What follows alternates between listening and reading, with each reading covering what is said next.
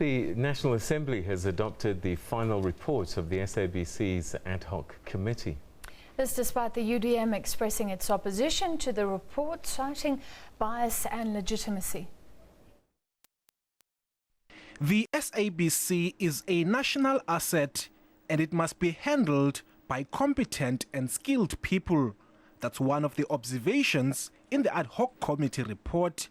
It's for this reason it's formally dissolved the dysfunctional and inquirate board.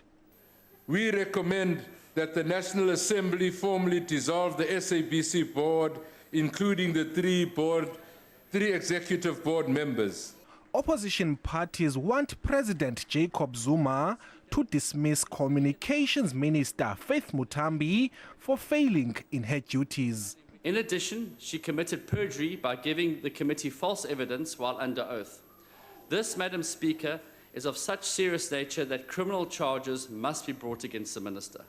It recommends that criminal prosecutions of corrupt individuals in the entity, and most importantly, the recommendation to the president to fire the incompetent minister.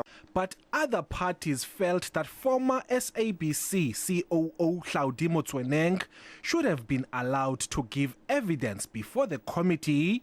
They say much of it centered around him. Regrettably, what started out as a good process will now go down with the double stigma of bias and illegitimacy.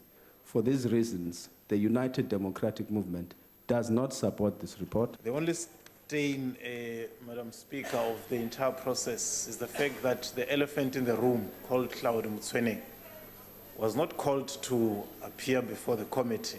And the ACDP raised concerns about the threats against journalists during the inquiry.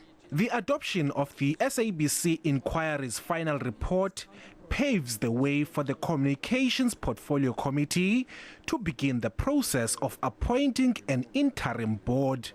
Bulelani Philip, SABC News, Parliament.